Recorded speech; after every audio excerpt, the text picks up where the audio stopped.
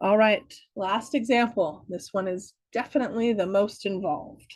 So we have a man who launches his boat from a point A on the bank of a river 3 kilometers wide, and he wants to reach point B 8 kilometers downstream on the opposite bank. So let's draw ourselves a river.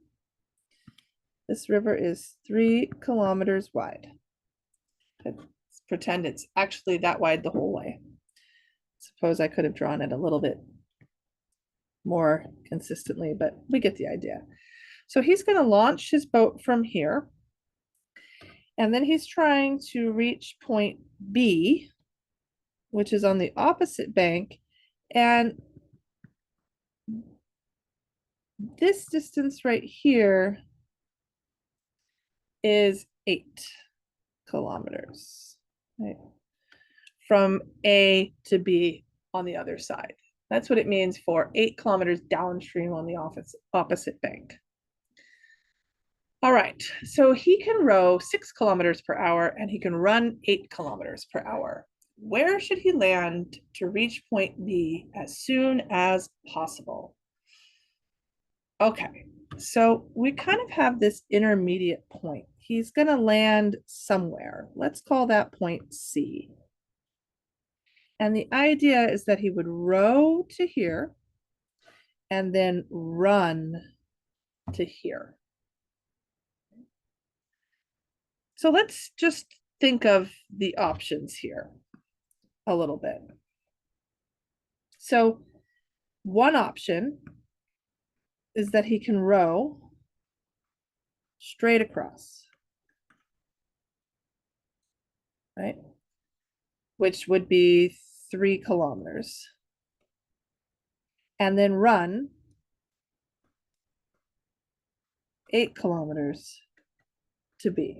So what that basically means is C would be right here and he would row, run. Or another option is that he can row directly to B, which would effectively put C at B. So he just rows straight across. These are the endpoints where C would be straight across or all the way down. These are actually the two endpoints of where C could be, right? So this is a situation where we have endpoints that matter. And then, of course, the last option is that he rows to some point between A and B, which is kind of how it's drawn in the picture. Okay, so what are we trying to minimize? We're probably going to need to add some variables into this picture. Okay. And actually, the most likely place we need variables is in here somewhere. What is this distance from straight across to C? What is this distance from C to B? Okay. So with a little trial and error, you could put like an X, let's call it an X, in either place.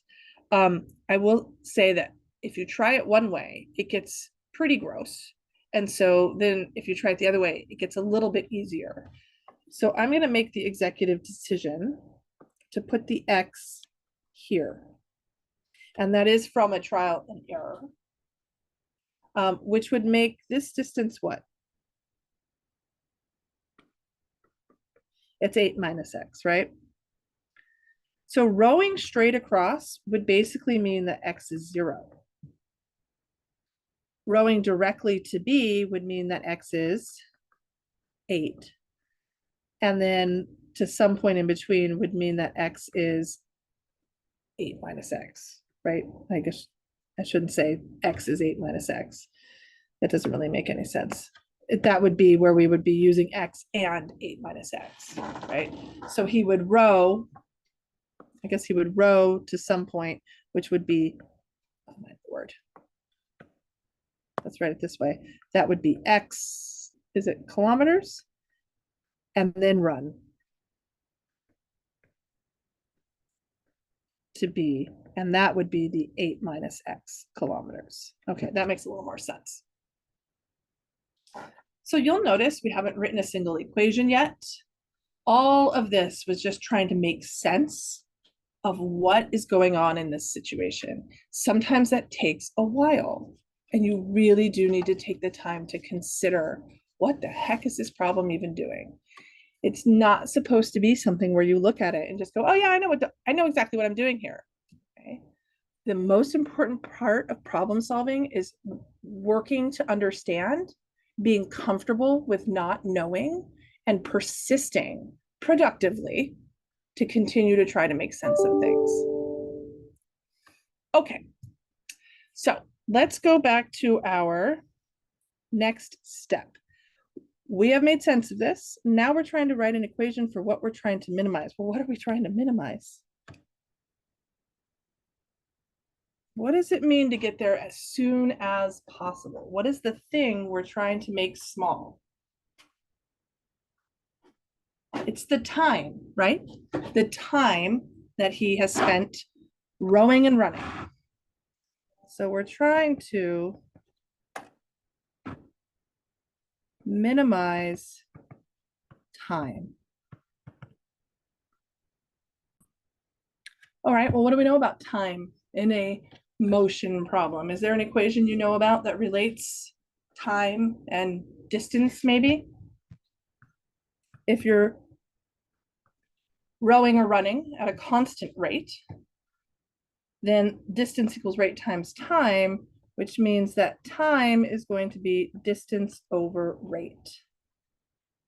So in this particular situation, that we have two times. We have a rowing time and a running time. So when we write this equation, we need the rowing distance over the rowing rate. Didn't they give us a rate? Yes, you can row at 6 kilometers an hour. And we need the running distance. And that would be over his running rate, which is 8 kilometers per hour. So let's go back to our diagram and figure out which of those distances we already know. It looks like we have the running distance right here at 8 minus x. Okay. So we'll fill that in here. What about the rowing distance? That's going to be this diagonal here. Well, we have a right triangle. We know this side is 3. So we should be able to find this rowing distance by just using the Pythagorean theorem. So T will be, that would be, let's see, 3 squared plus x squared equals this squared. So the square root of 9 plus x squared will be our row distance. Our run distance, we just said, was 8 minus x.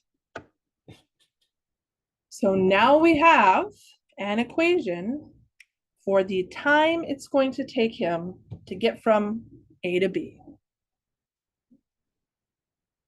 That was the tough part. Now we need to try to take a derivative and see if we can find a critical number. So once again, I'm going to ask you to spend some time trying to do that and then unpause the video to take a look. All right, I said writing the equation was the hard part, but this is not a trivial derivative. So let's do it step by step. I basically thought of this as 1/6 times this square root. So 1/6 times, need a chain rule, 1/2 inside to the negative 1/2 times the derivative of the inside. Well, the 2 and the 1/2 will cancel, kick this negative exponent down to the denominator.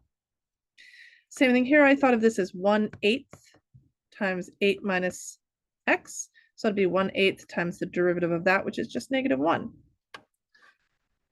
So once I have that derivative written like this, I'm going to set it equal to 0. And in this case, it might be most efficient to move this 1/8 over and then cross multiply. So that's what I did. And I got 8x equals 6 root 9 plus x squared. I'm going to square both sides to get rid of the square root.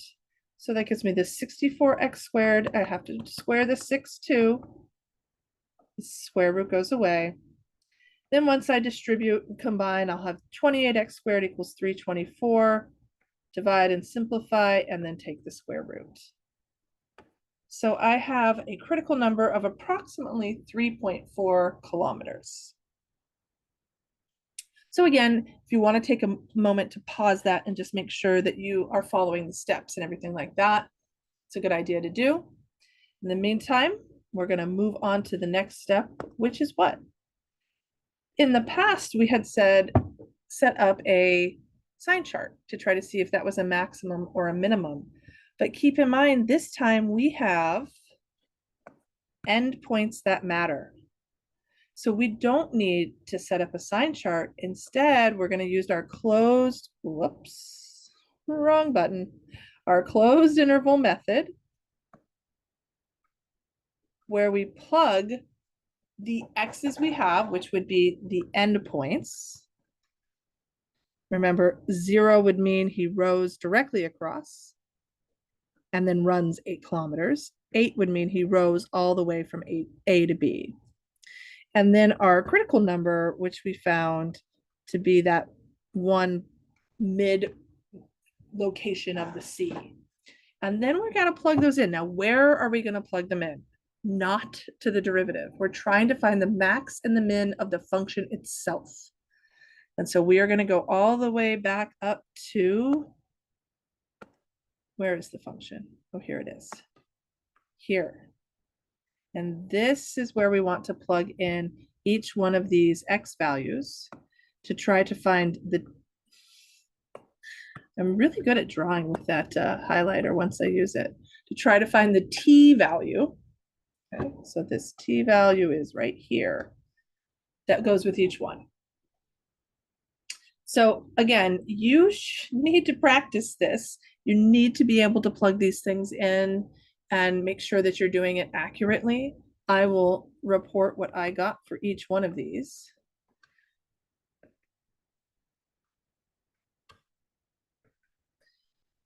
That's a point. But don't blink your eyes at the algebra and just say, oh yeah, okay, plug it in, that's what I would get. Because that's one of those things you have to be able to do, right, on an assessment. So you should take the time to practice those things. So when I did that, I figured, oh, I found that yes, indeed, my critical number is my minimum, although my two other options are, my endpoints are viable options. So it turns out that he should row to a point that is 3.4 kilometers downstream from A.